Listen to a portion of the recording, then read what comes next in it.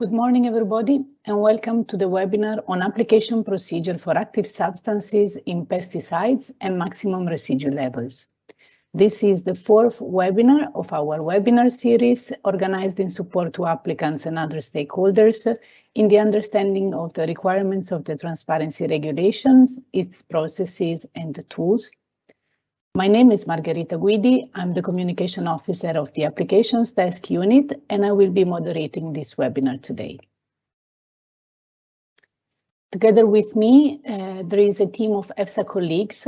We have three presenters, Karine Leroux, Head of the Applications Desk Unit, Silvia Mazzega, Senior Scientific Officer of Hub Desk Unit, and Simone Gabbi, Team Leader of the Transparency and Confidentiality team. Together with us, we also have a team of Q&A contributors, which they will be helping us in handling and managing the questions that you will be submitting throughout the webinar. These are Stefano Capè, Sara De Berardis, Angelo Colagiorgi, Mattias Haschler, Dimitra Cardissi, Goran Kumric, Chiara Macchi, Remigio Marano, Alessia Varagna, and Francesca Volpi. A bit on the webinar structure. Presenter will go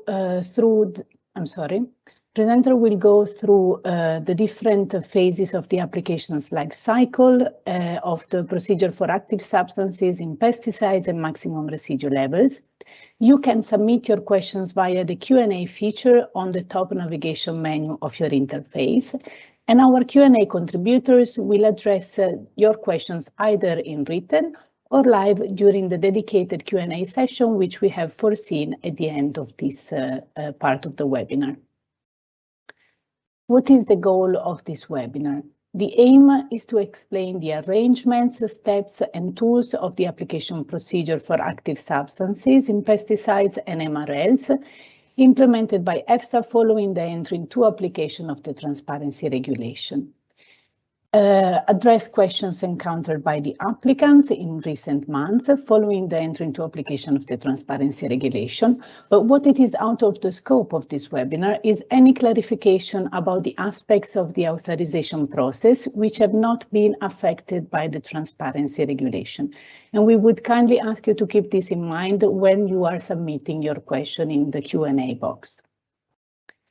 Very shortly about the webinar guide to explain you how the interface works.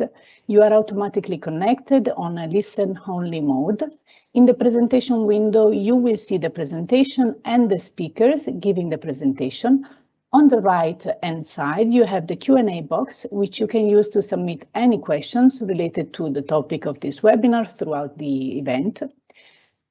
For your information, the webinar is recorded, is in English language, and therefore we ask you to submit your question in English only. Some questions will be answered in written and some others will be answered live by our speakers and contributors at the end of the webinar, as already explained. If some of the questions will remain unanswered, you can resubmit them via the Ask a Question Connect.efsa tool. All presentations will be made available on our website in a few days after the webinar, and we kindly ask you to bear with us in case of technical issues, since several attendees are attending this webinar today. And with this, I finish with my introduction and I give the floor to our first presenter, the Head of the Applications Desk Unit, Karine Leroux. Over to you, Karine. Thank you, Margherita, and good morning, everyone. It's a pleasure to be here today for the presentation. So we are going to go through the life cycle of an application with a specific angle on pesticide workflow. And the basis for the change that we are going to present is the transparency regulation based on 4 pillars that are listed here and taking force from 27 of March 21. So any dossier or application submitted after the 27th of March will have to follow the transparency regulation measures. What we have listed here is one slide for the peer review, the next one on the maximum residue level workflow. What is really new, highlighted in orange, is in color. So it's mainly in the intake and the dossier intake phase, where we will have the pre-intake activities. We will go through them later on. The validity check that includes an additional step of checking the notification of studies, the publication of the dossier, the assessment of confidentiality by EFSA, and the consultation systematically of all the non-confidential dossier. You will see that on the right side, the next steps are the same as the procedure for pesticide. One highlight, if there's an additional information provided, so additional data requests during the risk assessment containing confidentiality, the confidentiality claims are assessed. And at the level of the publication, as foreseen in the transparency, the publication of the scientific output, but also the supporting evidence. And this is observed for the peer review, but also for the MRL. So what are the tools that are being developed to support this transparency regulation? You will see in Connect EFSA, the notification of studies, the pre-submission advice activities, ask a question from anyone from the public, the request for public access to document, and the public and targeted consultation. EUCLID is the tool that has been developed for in collaboration with ECHA, and is for the dossier submission, being a pesticide, maximum residue level, basic substance, and you also be there to add the additional data request.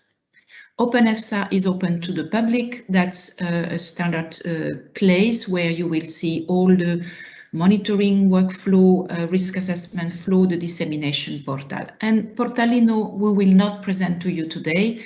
It's not the scope of our presentation, but we wanted to show you that Portalino exists also in the tools.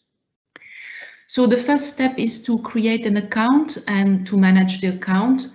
We have a registration process which is now very well established, which allow each individual to register, so or as a business operator, or as a laboratory testing facility, or as a third party. And it's important to highlight here, each actor to register individually in the process.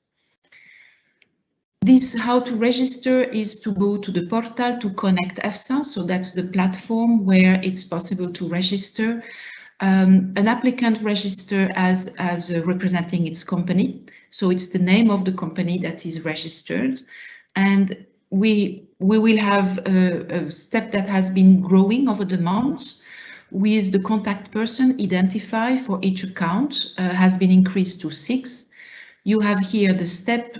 I would just highlight that at the beginning we had some difficulties in handling all the requests that came at the same time, but we have now a very routine stepwise. So once we receive a registration, we have a check, a security check, and then we validate the account and the account can be used. So this is done in few days. We are talking of less than 3 days. So if your account has not been yet activated, remember to contact EFSA because we are now in a very routine month since several months. Important point on that we have improved and that we want everyone to be clear.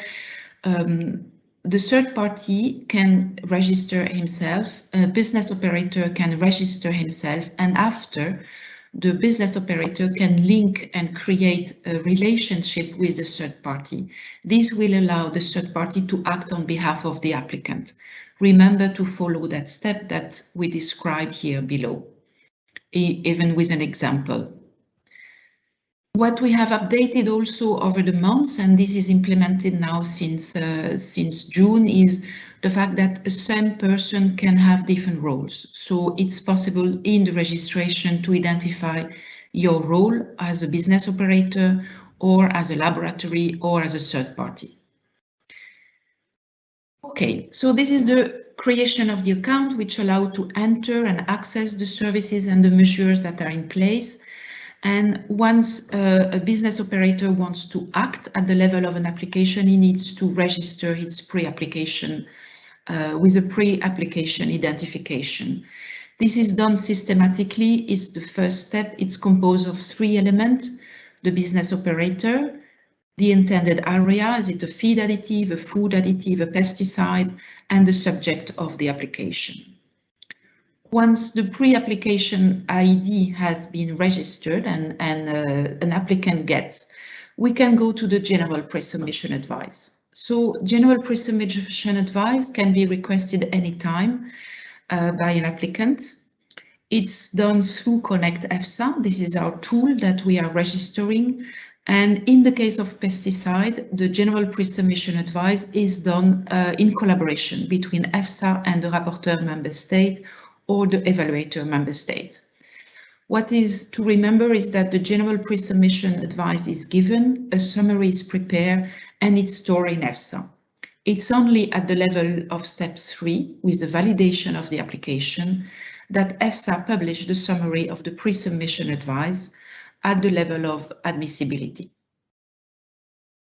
Here, a little more in detail how this is happening. What is important is that if you would like to request a general pre-submission advice, you go to request your, you send your request to EFSA via the portal that we have dedicated. We will register your request and then we will work in cooperation with the member state.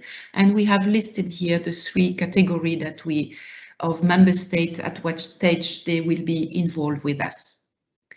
So the request for pre-submission advice goes to EFSA and is registered in our Connect EFSA tool.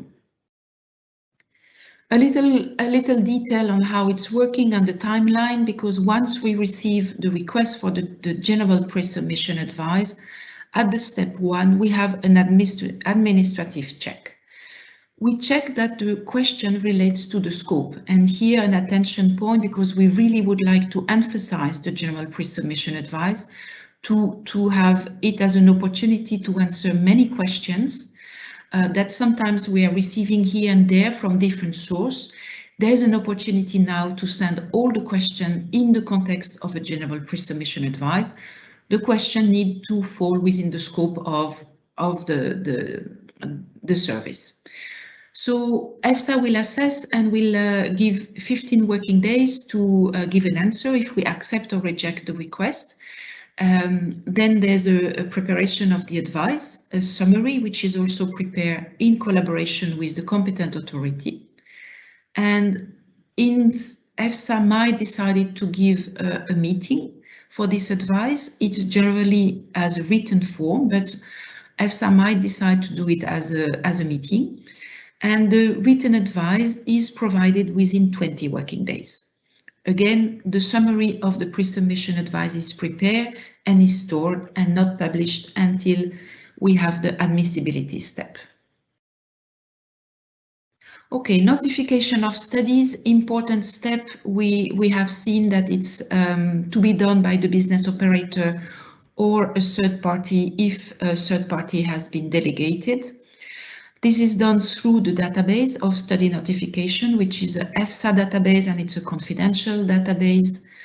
We have the submission of the application, and here the rapporteur member state and the evaluation member state perform the admissibility of the application. This includes the check of the notification of study, and EFSA is providing support here to have the access to the extract for this admissibility. At level of admissibility, the application will be published and together with the study notification with the related studies. So this is done after the confidentiality decision test has been done. A few slides on the renewal, because in the context of pesticide, we do have some renewal and the notification of study for renewal application. An applicant will get a pre-application ID. An applicant will submit the list of intended studies together with the study design. This is in line with Article 32. This goes in the database of study notification, always the same. And here we have a public consultation on the list of intended studies. And then EFSA will give the renewal pre-submission advice.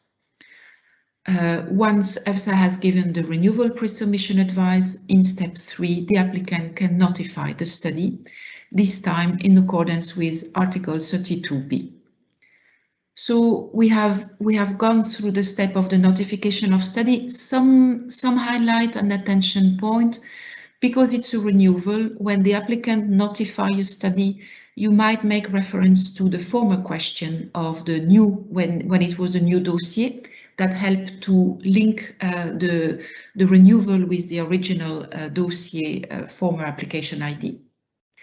And also a reminder to fill all the information which are mandatory for the intended studies. This is listed in the transparency regulation, in the EFSA practical arrangement. We have just observed that sometimes not all the information is there. So to facilitate the work, reminder to use and put all the mandatory information, which is listed here on the slides. Okay, public consultation of intended study, a step which is particular, because when the applicant has submitted the list of intended study that have been checked by EFSA, then EFSA will launch a public consultation on the list of intended studies. This is for a duration of 3 weeks. And when this is over, the consultation is closed. The comments received are made public by EFSA, and then the comments are sent and assessed by EFSA in the context of the renewal pre-submission advice. The outcome, the result of the consultation of third party, will be attached to the summary. So here to keep in mind that the summary of the renewal pre-submission advice contains the summary of the advice and contain also the result of the consultation as an attachment.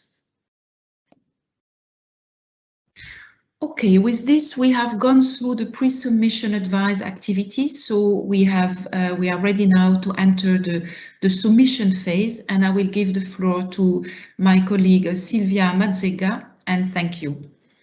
Back to you, Silvia. Thank you, Karine, and good morning everyone from my side as well. Welcome to this webinar. My name is Silvia Mazzega and I work at EFSA in the application desk unit. I hope you're able to see my screen now.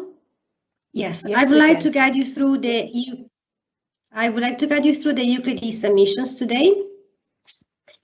IUCLID is the software which was developed to support the pesticide application, and it allows the recording, the storage, the maintenance and exchange of data on intrinsic and hazardous properties of chemical substances. As we will see later on in a video, it implements the OECD harmonized templates in the reporting of the studies. And as of the entry into force of the transparency regulation, is now the standard data format for pesticide applications. The IUCLID software includes also a series of tools and features. These are, for example, the validation assistant, the report generator, the dissemination preview, and the annotation tool. These features are meant to be used in first place by all applicants preparing their dossiers to check the completeness of the dossier by the validation assistant, for example, or to simulate the disseminated dossier by dissemination preview. And also are meant to be used by evaluators at a later stage during the admissibility and the risk assessment. Having said these few words for the introduction of the IUCLID software, I would like to show you now a video on the dossier creation process. This will show the steps which shall be undertaken from the dataset creation of the mixture to the creation of a dossier and submission to the portal.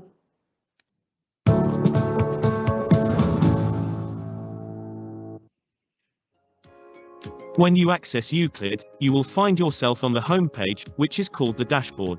Here you can start the dossier creation process by accessing the mixtures section, since all pesticides dossiers start from a mixtures or product dataset. The mixture dataset requires a name.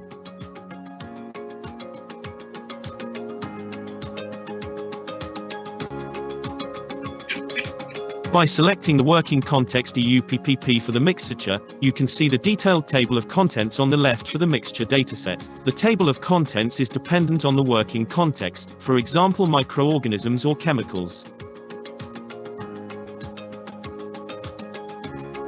Once you have created a mixture, you need to describe the formulation. Create a new mixture composition document in section 1.4. By adding a new item, you can include the active substance and the concentration in the formulation.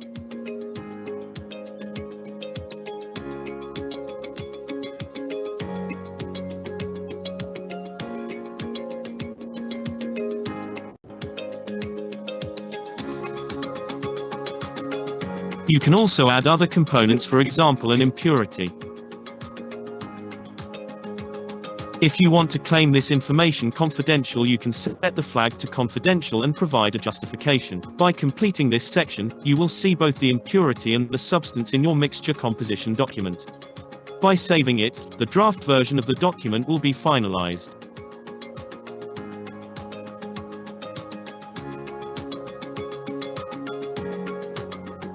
Now that you have defined your mixture composition, you can access the substance dataset. Click on the active substance name beside the substance icon and you can view the table of contents. The table of contents can be expanded to view the studies in the dataset. The studies are reported in OECD harmonized templates. To view the study, expand the sections in the left-hand table of contents until you see the sections with an orange circle. Click on these sections to view or edit a document. If you already have a substance dataset, the relevant studies will already be included in the table of contents. Euclid allows the reuse of studies in different working contexts. If you would like to amend the template, you can open each of the sections and fill in with information. It is also possible to attach a full study report and its sanitized version to the template.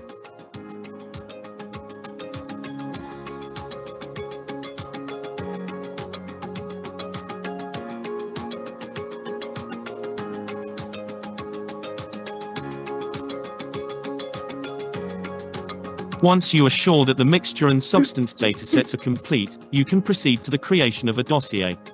To create a dossier, you must complete the dossier header. This contains administrative information and the purpose of the application. There is a section to provide information on pre-application information such as identifiers linking to notification of studies database.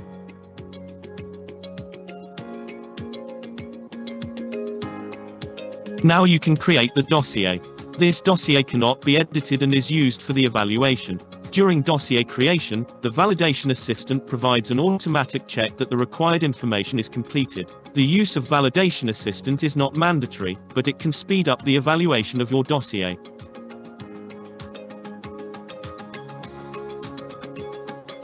Now you can see that your mixture is not only available in the list of the datasets, but also in the list of the dossiers. The dossier can be submitted to EFSA via the submission portal.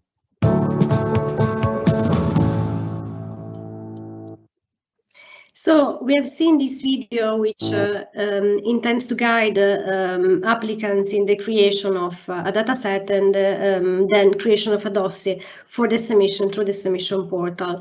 But a few more words on IUCLID. IUCLID was developed to support the plant protection product application, and the first release of IUCLID supporting this pesticide application occurred in October 2020, and the version was 6.5. EFSA received in May of this year the first pesticide dossier in a Euclid format. The software is continuously updated and the updates are twice a year. The latest release of Euclid 6.6 occurred yesterday, 27 October. You can find more information on the EFSA application toolkit webpage. But what is relevant for the Euclid 6.6 release? This new release includes some advanced functionalities and fixes some issues. For example, provides update to the OECD harmonized templates and UPPP formats, which are supporting the reporting of studies on microorganisms and studies reporting the analysis of pesticide residues in food. It provides for the possibility to print robust study summaries in RTF format. Contains also a clear separation between what is the confidential and what is the sanitized content, and includes additional validation rules which are supporting the publication of dossiers for public consultation. Additional also includes the provision for exporting very large dossiers, those above 1 gigabyte. At the bottom of this page, you will find the URL for the IUCLID webpage, where you can download the software, consult the IUCLID software manuals, and also read about the software and its features. You have also the link to video tutorials. These video tutorials are those developed by ECA, and they start from the very basics of creation of an account, creation of a legal entity, to the description of the advanced features of the IUCLID software. Then at the bottom right, you have the link to the IUCLID trainings. These were developed by EFSA, and they are tailored to applicants. They were performed in spring of last year. And here also you will get an overview of all steps, starting from the access to the ECA cloud and creation of an account, to the inclusion, to the creation of a data set and of a dossier in IUCLID. IUCLID 6.6 and IUCLID in general is compliant with the transparency regulation, as it provides information, contains information, provides the possibility to include information on the notification of studies, as we have seen in the video, provides for inclusion of confidentiality claims, so allows for a confidentiality assessment, and also allows for the dissemination of the information contained. As we know, the transparency obliges EFSA to publish the information as soon as they are declared admissible. IUCLID supports all pesticide regulated product dossiers. This is except the authorization of plant protection product, which is done at the member state level for zonal approaches. In the right here of this slide, you will see the application types currently supported in IUCLID. These are the active substance application for a chemical, for a microorganism, the maximum residue level application, and the application for a basic substances. All these applications support a different working context, and each working context has a different table of content. This table of content basically reproduces what are the legal requirements for the information requirements to be produced for an active substance or a product, which are based on the legislation. IUCLID also is the single point of entry, so it's the place where applicants create the dossier, and through which then the European Commission and the member state can access the dossier for the following phases of risk assessment. I have included here some background material, as a lot has been developed in support of applicants on one hand, and also in support of evaluators to prepare the dossier and to evaluate these dossiers once submitted. There are a number of manuals, the one on the active substance for the chemical and the microbial, the MRL application, and the basic substance application manual. All these will also be subject to further updates. They include, in first place, an introduction on the regulatory background, and then also provide and guide the reader hand in hand on the filling in on the information for each field of each of the working contexts. At the bottom of this page, you will see also the link to the crosswalks to IUCLID 6.6. This is basically a mapping from the table of content of the SANCO document for the active substance and the product to the working context of IUCLID 6.5. So basically, it's a mapping done for the chemical and for the microbial, from the KCA, KCP table of content to the IUCLID working context, and the KMA and KMP table of content to the IUCLID, the working context. Before concluding on IUCLID, one point of attention.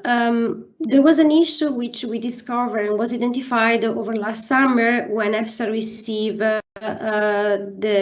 first batches of renewal dossiers.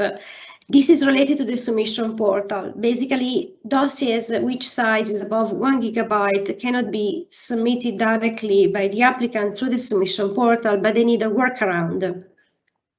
And this workaround means the use of an SFTP client. To do this, applicants need the support of both EFSA and ECHA. And this includes the scheduling of a slot for submission. As this solution will be in place until March 2022, if you're an applicant and have a dossier size which is likely to be above 1 gigabyte, as this is often the case for renewal dossiers or new active substance dossiers, we invite you to contact us at the email address which is on this webpage, so hypercare@euclid.efsa.europa.eu, to schedule a slot for submission and to plan your submission a bit ahead, so that ECHA and EFSA can support you via this workaround solution. This is especially important in view of renewal submissions which have a deadline to comply with. So before concluding my presentation, I would like to give you a bit more detail of what happens to your dossier when this is submitted and received. So the early phases of the application life cycle. As soon as the dossier is received, so the pesticide application is received in IUCLID, the task is then on the rapporteur member state or the evaluating member state to perform the admissibility check. So the rapporteur member state in case of renewals and new active substance, and the evaluating member state in case of MRL will need to perform an admissibility, so check the completeness of the dossier, and in this context also check the notification of study information. To note here that the evaluators can be supported with the validation assistant for their admissibility check, and also can use the notification of study report generator for performing the notification of study check. At the moment when the dossier is declared admissible, EFSA receives this information and registers the application. This is done by creating a question number and linking this to the mandate. At that point, the application is visible in the OpenEFSA portal. We see here on the right a screenshot of the OpenEFSA. So what will be visible is the application, the question number, the status, the mandate, the applicant, the dates, and also the timeline will be then further detailed as soon as it progresses.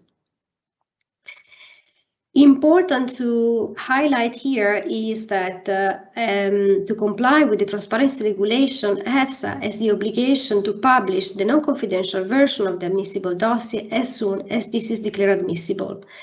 This is done in OpenEFSA, providing the link to the public IUCLID. Together with this, also the summary pre-submission advice will be made publicly available if relevant.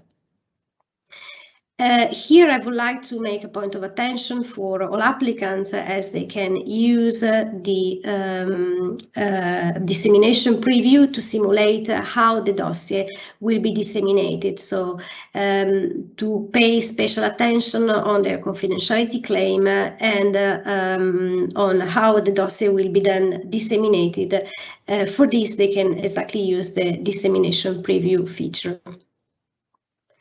At the point where then the dossier is declared admissible, then the risk assessment can start, and also the confidentiality assessment will start. But for this, I would like to give the floor to my colleague Simone Gabbi, which will guide you through the confidentiality assessment. Thank you very much. The general considerations are fundamentally repeating what you already heard about the proactive disclosure requirements, so I will not spend much time on it. You should bear in mind that EFSA is required to make proactively available all information, data, and studies that are submitted to support an application dossier, unless confidentiality requests are submitted and then later confirmed by EFSA or by the rapporteur member state or evaluating member state, depending on the applicable procedure. The confidentiality decision-making process starts exactly at the same moment as the risk assessment process after admissibility. I will now then move on to discuss more in detail the procedural aspects and then the practical aspects for the submission of the confidentiality request. Next slide, please. So who's assessing confidentiality? Confidentiality requests are assessed by the rapporteur member state for new active substances, and or by EFSA for what concerns the renewal applications and maximum residue level applications. Next slide, please. The main procedural steps that underlie the confidentiality assessment for new active substances are shown on this slide. Next to each box and each step, we added also the, let's say, the technical mean by which the step in question should be implemented. So as a first step, obviously, we have the submission of the confidentiality request. They should be done by the applicant, and that has to take place via IUCLID. We will come back to this in a few moments by showing exactly how the application dossier and the confidentiality request are to be submitted in this regard. Upon declaration of admissibility or validity for the MRL applications, the rapporteur member state initiates the confidentiality assessment. And obviously here the technical mean is left completely to the rapporteur member state, who is in charge for taking the confidentiality decision. This is simply an implementation of the subsidiarity principle, because EFSA is not in a position to dictate, obviously, the technical mean by which this should take place. The rapporteur member state may request the applicant to provide clarification on the submitted confidentiality request by, for instance, specifying the justification provided, correcting insufficient justifications, correcting sanitized documents, or adding missing background documents. The applicant is then requested to provide the requested clarification by resubmitting the application using IUCLID again.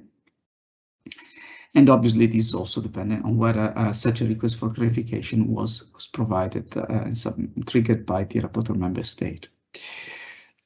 Following this optional step, the rapporteur member state then assesses the draft, the submitted confidentiality request, and focuses on the notification of a draft decision with EFSA. This is a mandatory step under Article 7 of the pesticides regulation, and EFSA has to provide their comments by confirming or commenting on the draft decision provided by the rapporteur member state. Once this is done, the rapporteur member state moves on to finalize a draft that is then shared with the applicant for a mandatory consultation phase. This is in accordance and to comply with the principle of the right to be heard, and provides the applicant with the possibility to provide further elements, comment in general on the draft decision, and also, if appropriate, withdraw the application dossier. If the applicant decides to withdraw the application dossier, the rapporteur member state and EFSA will take care and ensure that the elements claimed confidential initially by the applicant are not disclosed, and then will proceed with the deletion of the application dossier. If instead the withdrawal is not triggered by the applicant, the decision is adopted by the rapporteur member state and notified to the applicant by using technical mean decided and chosen by the rapporteur member state in question. There is then obviously the possibility for an applicant to trigger a legal remedy, depending on the applicable national law.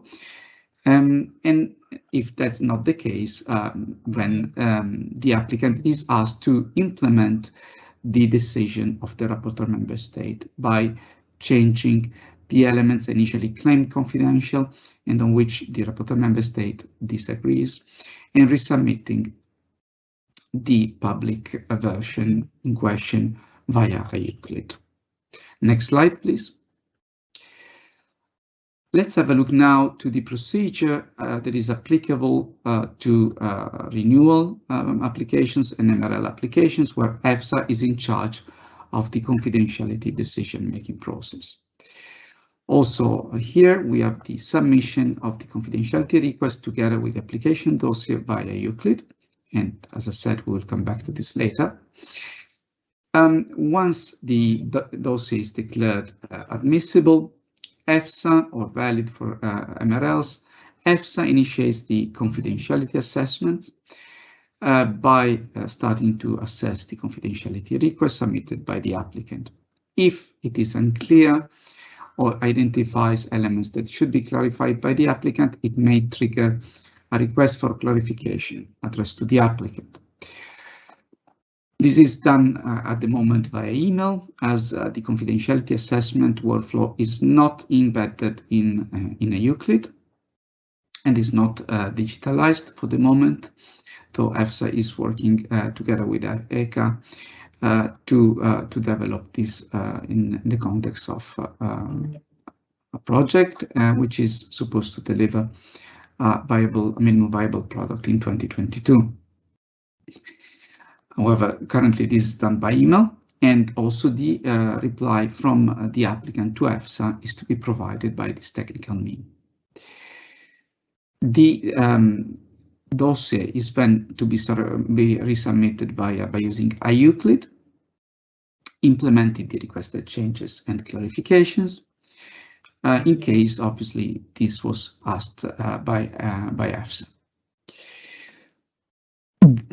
Once this is done, EFSA takes into account the clarifications and the resubmitted application, and initiates and proceeds with the drafting of a confidentiality decision, which is then shared again by email with the applicant for a mandatory consultation phase, again in accordance with the principle of the right to be heard. Always by email, the applicant is supposed to reply to the comments, to provide comments on the draft decision, or to withdraw again the application as an alternative option. Obviously, the withdrawal implies that the application will not be processed for scientific evaluation. And if it's the case, the elements that have been claimed confidential will not be disclosed by EFSA or by the rapporteur member states.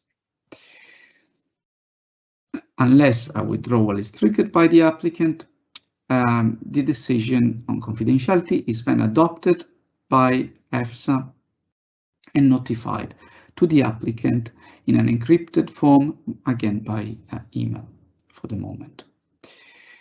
There is then the possibility for the applicant to submit a confirmatory application, that is a request for review, that is addressed to the EFSA's executive director, and that is to be done again by using the functional mailbox indicated in this slide. This is to be done and triggered by a timeline of 2 weeks starting from the date of receipt of the notified confidentiality decision. Then, if this confirmatory application is not submitted, it is possible, obviously, for the applicant to proceed directly to the implementation of the confidentiality decision. If instead the confirmatory application is submitted, there is the possibility for the applicant to proceed, and also this confirmatory application is rejected by EFSA, there is the possibility to proceed with a legal remedy and legal action pursuant to Article 263 and 278 of the Treaty on the Functioning of the European Union. Next slide, please. The submission of confidentiality request in IUCLID works differently compared to, let's say, the other tools that we have presented in other webinars. It works with the setting of a flag and with submission of a justification field.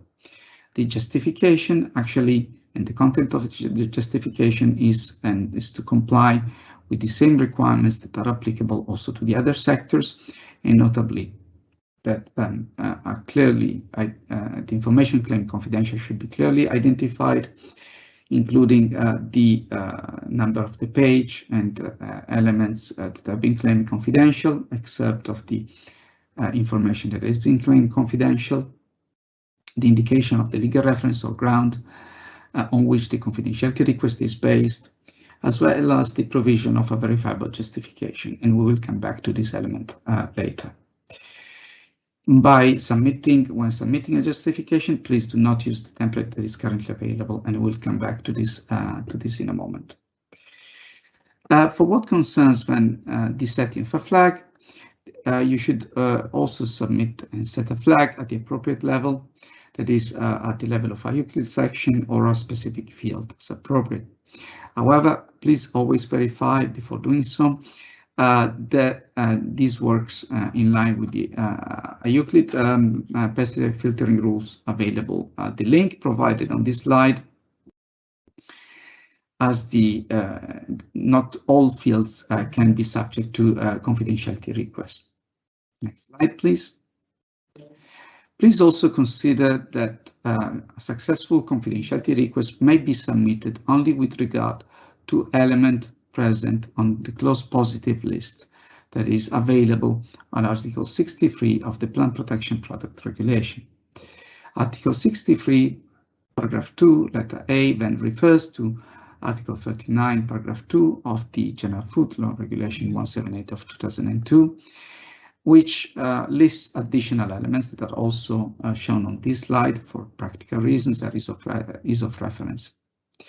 So as you can see, you could submit a confidentiality request with regard to the manufacture or production process or other technical industrial specifications, provided that these are not relevant for the assessment of safety.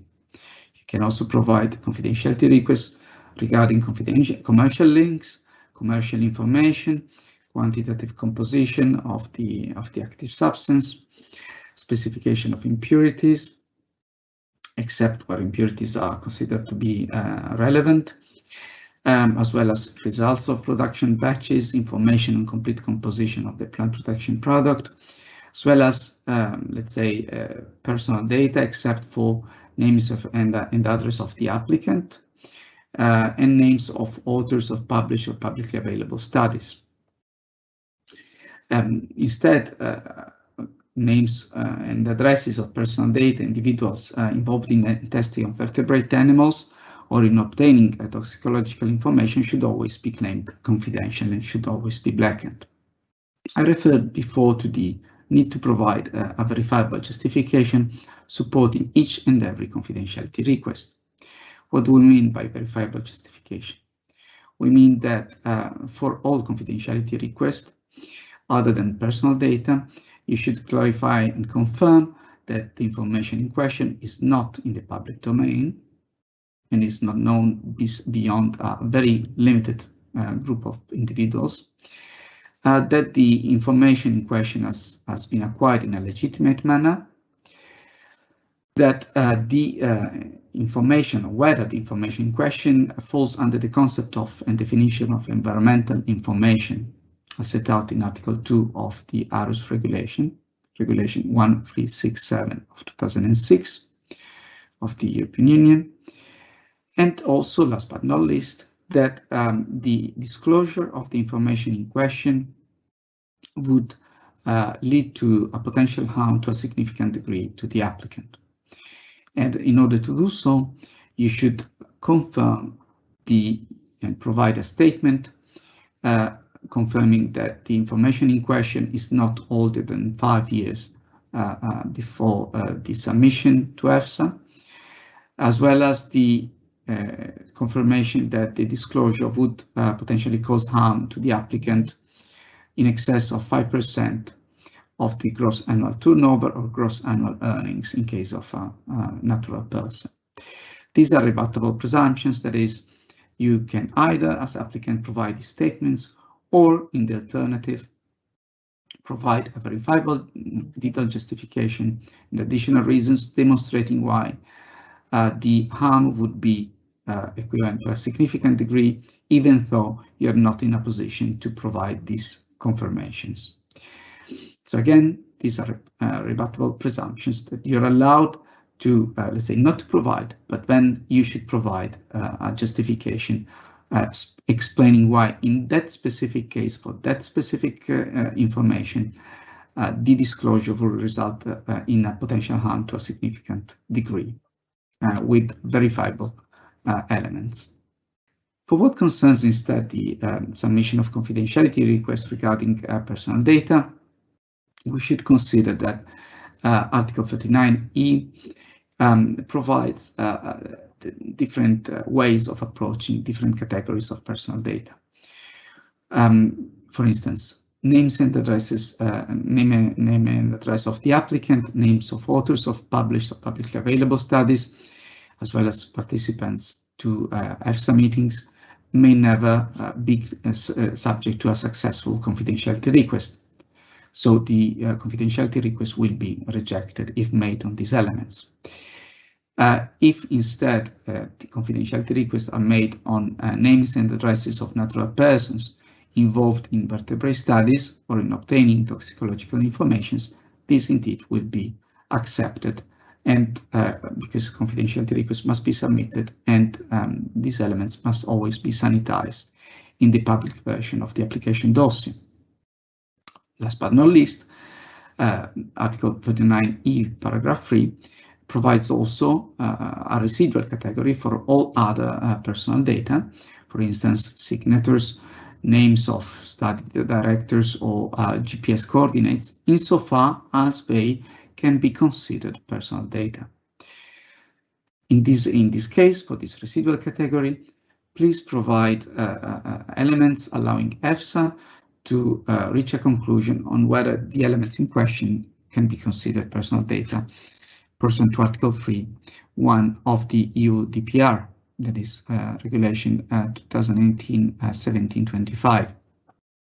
Because if for certain items like signatures, this is absolutely straightforward, for other elements like GPS coordinates or postal coordinates or the names of regions or member states, this would require additional explanation, explaining why in that particular case these elements do allow the identification of a particular natural person. Then please also consider certain IUCLID fields and sections like the email address provided under legal entity do not allow the claim to be claimed confidential in the setting of a flag. So please do not add personal data in these fields, otherwise they will be disclosed. Although we'll come back to these elements later. Next slide, please. Then I also hinted at the fact beforehand that while drafting a confidentiality request, you should not be using a template that is currently available in IUCLID, because it was drafted and prepared for other regulatory contexts and therefore is not aligned to this particular context. Whenever you're submitting a confidentiality request, you're also supposed to submit attachments supporting the confidentiality request. In particular, if there is a confidentiality request, there should also be a confidential version, confidential attachment, named attached confidential document, to support the confidentiality request in question. This version should include all information that is claimed confidential, but this information should be boxed or earmarked in order to allow EFSA and the rapporteur member state and the other national authorities to immediately identify information that has been claimed confidential by the applicant. If no confidentiality request is submitted, then there should always be a public version, but no confidential version. And again, to highlight, that in case there is personal data, this should be sanitized and confidentiality request submitted in that regard. Before submitting a version of your application dossier, it is strongly recommended to generate the confidentiality report by clicking on the three dots on the upper right hand of the screen in IUCLID, and click on Generate Report and Confidentiality Report in order to verify in concrete how these confidentiality requests were submitted. Next slide, please. And this would in practice allow you to identify the elements and the sections and fields where a confidentiality flag has been set, as well as the justification is in line with these flags. Then please also generate the attachment report in order to verify the attachments and that they're in line and supporting the confidentiality request submitted by setting the flags and adding the appropriate justification. You should do so by clicking on attachment full metadata and click on that and on that option. With this, I've concluded my presentation, and I pass the floor back to Karim for the part on public consultation. Thank you very much. Thank you, Simone. So the public consultation, I will go quickly. We have two types of public consultation. We have several types of public consultation in EFSA, but today I will just highlight two of them. The first one is the public consultation on the list of internet studies. And this is particularly important in the case of renewal. So in step 1, the applicants submit the list of internet studies for renewal. Step 2, EFSA check within 10 working days. Then we launch the public consultation that has a standard duration of 3 calendar weeks. This for the new active substance and the MRL. And what is happening after is that when the public consultation is closed, there's two steps. The step 4 is that the outcome of the public consultation, all the comments received are made publicly available immediately on OpenEFSA. And this is driven by the transparency regulation. The comments are also considered during the risk assessment, and the outcome of the public consultation will be included as an annex to the pre-submission advice summary. So we have here an immediate action on step 4 with the publication, and then a release of how the comments have been considered when the summary of the pre-submission advice is published. The other type of public consultation that we would like to share with you today is the public consultation on a dossier. So here, very close, it's submission of a dossier including confidentiality. In that case, step 2 is taking place, confidentiality assessment. Once the confidentiality assessment has been performed, we launch the public consultation. Public consultation, as always, a standard 3 calendar weeks for notification of study and MRL, and 2 ways of handling the comments: an immediate release in step 4 for dissemination in OpenEFSA, and the consideration of the comments together with as an annex to the opinion. So the comments are considered during the risk assessment and published as an annex to the opinion.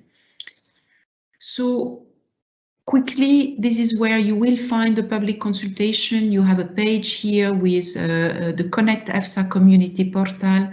There you can have access to the slides, to the public consultation open. You can submit your comments and you can read the public consultation outcome. I'm going a little quickly here because we are running out of time, and just I would like to have 1 second to highlight during the risk assessment, the only change that you will have linked to the process as defined in the regulation of pesticide is in case we have additional data requests that are submitted containing confidentiality, we will have an assessment of that confidentiality. The rest of the process is the same. And in the last slide about output, publication and dissemination phase, here also we have the same step as foreseen and as always implemented. The only difference is at the level of the publication, and this is brought by the transparency regulation. We will publish not only the scientific output, but also all the supporting evidence that have been collected to issue the output. With these slides, I would like to thank you and to close the part of the workflow and give back the floor to Margherita for the question and answer that will be following. Thank you very much. Thank you, Karine. Thanks very much also to the other speakers. You might have realized that we had some technical issues, but unfortunately, this is what happens sometimes when we are live. Anyway, do not worry, because the presentations will be available on the EFSA website together with the recording, and you will be able to match both the speeches and the slides.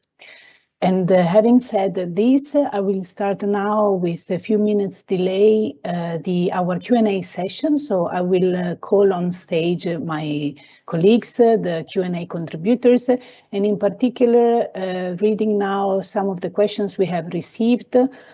I'll call Francesca Volpi on stage with me, if she can join me. I don't see you on stage. Yes, now I see you. Okay, so I will read the question for you, and then maybe you can jump in with complementing and providing the answer.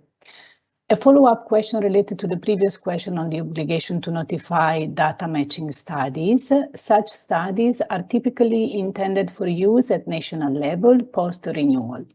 Therefore, not intended for an assessment by EFSA in the context of the renewal, and thus not obligatory notified under Article 32B. However, they may be used necessary in the next renewal, 10-15 years later.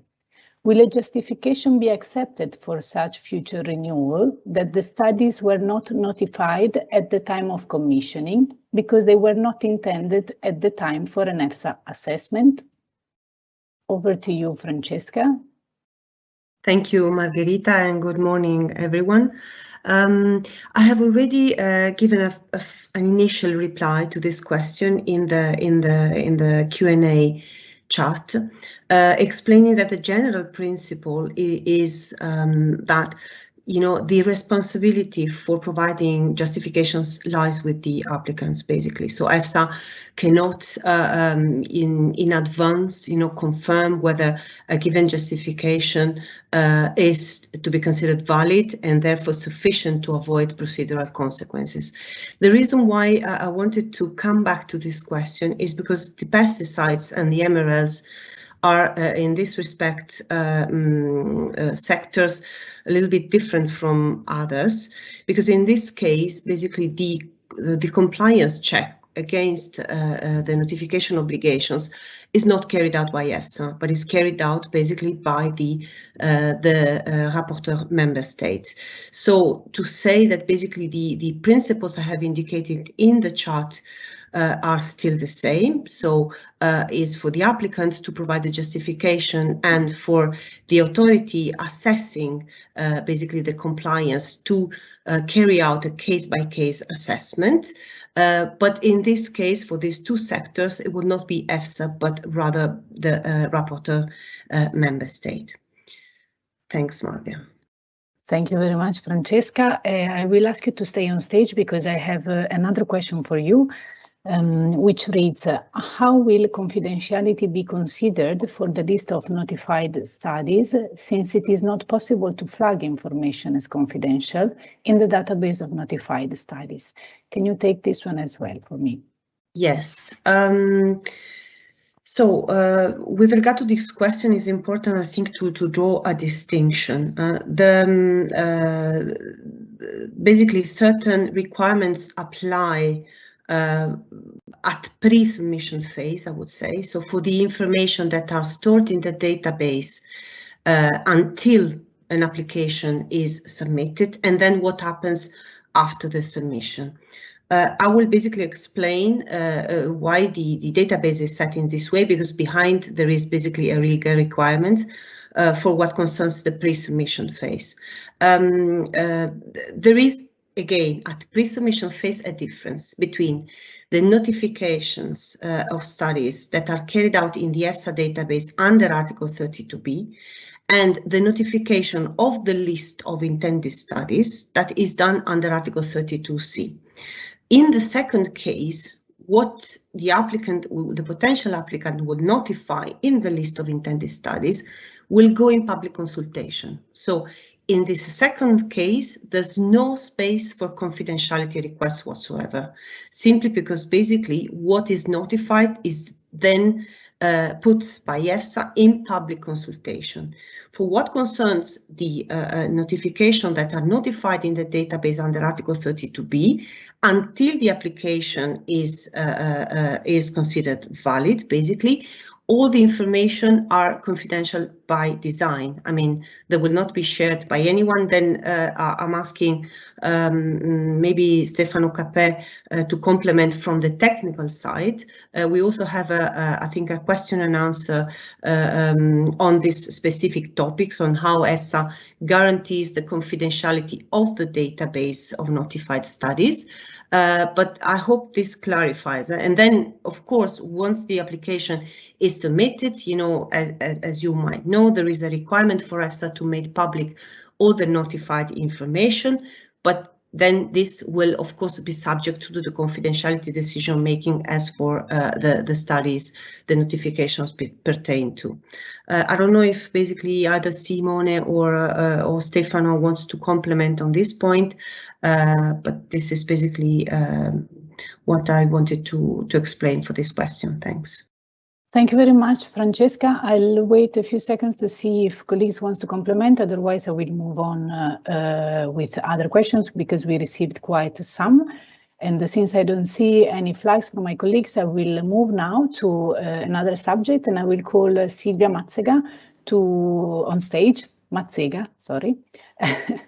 And I'll read for you the questions that we received, and then I give you the floor for the answer. The question reads, in case of joint submissions, submission carried out by different members of a task force, for instance, confidential information submitted by a single member of a task force is intended not to be disclosed to the other members participating to the joint submission. A typical case, joint submission supporting an active ingredient with different members submitting information regarding different representatives formulates, one for every member of the task force. In the confidentiality request, if the confidentiality request is accepted, does this information remain confidential for the other member of the task force in IUCLID? Over to you, Silvia. Thank you, Margherita. Thanks for the question.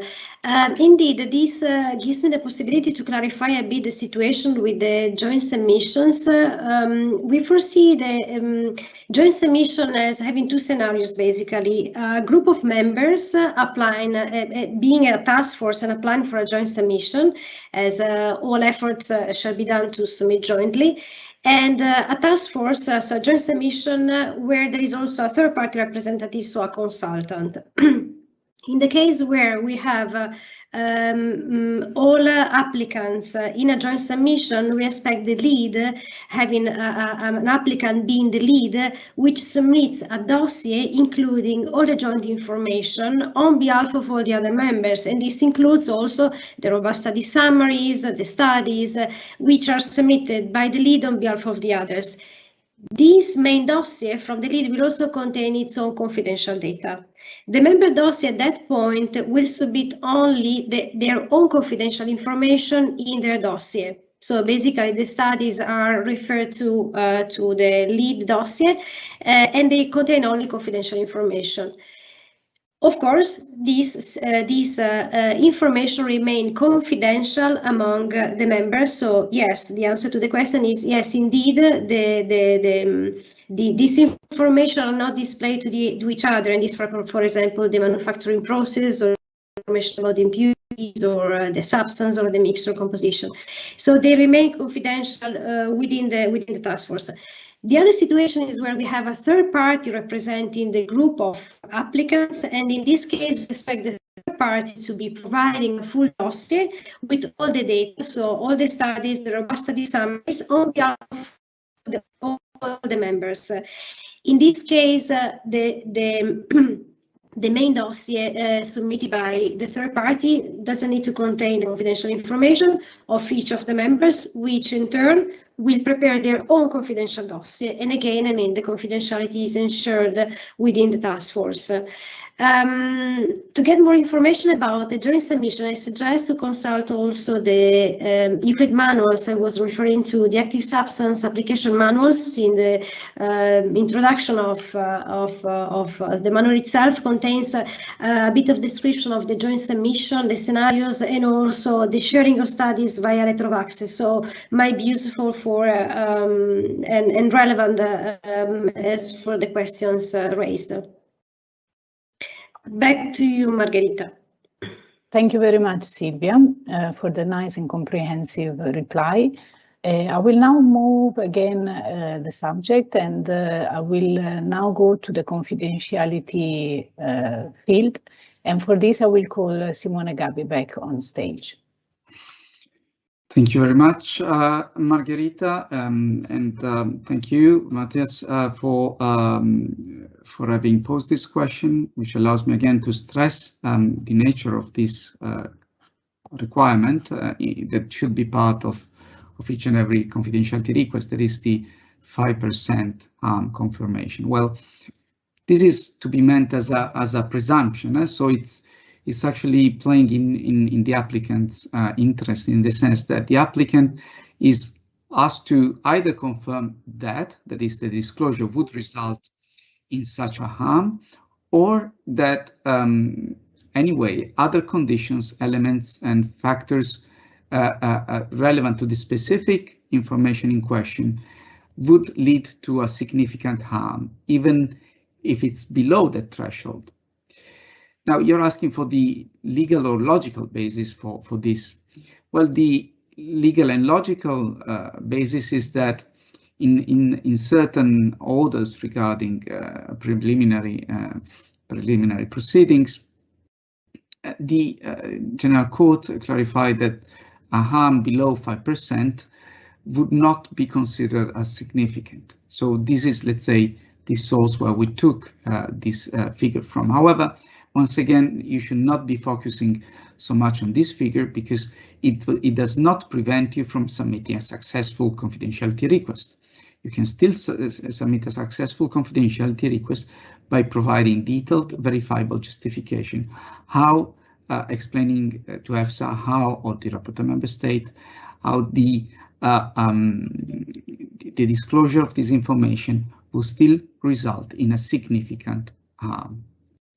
So by explaining, for instance, the particular conditions under which the applicant is operating, or the particular importance that a particular given product would represent for that company, and so forth. Thank you. Thank you, Simone. Thank you very much. I stayed online, but I think your answer was very comprehensive, so I'm sure our participants got everything, even if they didn't see your face. Now I have another question, which is moving again to a different topic, and this one will be the notification of studies. And for this one, I'd like to call on stage Stefano Capè, if you can join me here. Hello. Thank you very much, Stefano. So I read the question for you, which is it mandatory for lab outside the EU, for example, US-based labs, to co-notify? Can they start the study before co-notifying? Over to you. Okay, first of all, I would like to clarify that in general, it is not mandatory to notify studies for laboratory outside the EU. The obligation exists only in countries or areas where special bilateral agreement with EU exists.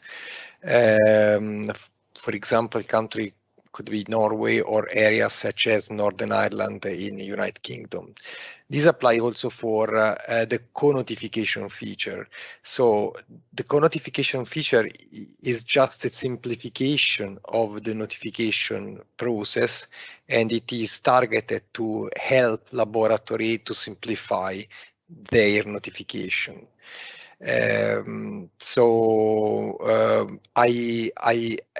To complete my answer, I invite to read the FAQ on pre-submission activities on the EFSA website, because all these, let's say, questions are very well covered.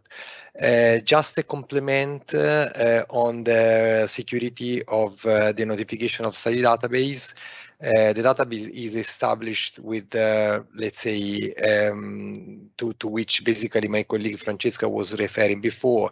The database is implemented with the industry security requirement. And it also implements, for example, multi-factor authentication for connecting to the database, as you have, for example, for your bank account. So this is more or less the reply on the security of, let's say, the notification of study database. In addition, the extraction from the database are performed by a limited number of, and access to the database is performed only by a limited number of EFSA data managers. Thanks. Okay, thank you very much, Stefano, for your answer. I'm checking quickly if there's any other pending question from our audience or flagged to me, to my colleagues. It doesn't seem so. So even if we are slightly in advance, I guess I would we reached the end of the webinar, and I will close the webinar with the last few slides, which we have put together for you today.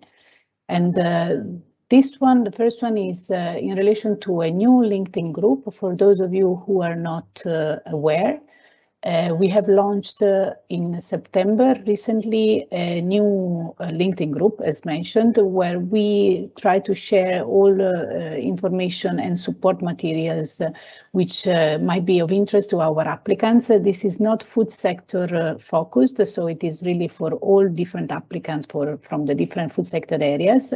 But it's a nice channel where you can get updated information on the developments and progresses of IT tools, for instance, or training materials just released, as well as advertising to new events which are taking place in EFSA, and as well some of the frequently asked questions which we receive via the Ask a Question tool. So if you're not part of the group yet, I would recommend you to request the access to the LinkedIn group. You have the link there, and as already mentioned, we will publish the presentations and the links will be active, so you will be able to directly click there and join our group. And with this one, really, I would like to thank you very much for your attention and for attending our fourth webinar. In case we did not manage to answer all questions, of course, and if you have pending ones which you didn't dare to submit, you can submit them via the Ask a Question web form. I don't think we have any pending ones, but I might be wrong, so I reiterate the message. As mentioned already, the recording of the webinar today will be available on the EFSA website, and so look up for this information on EFSA website.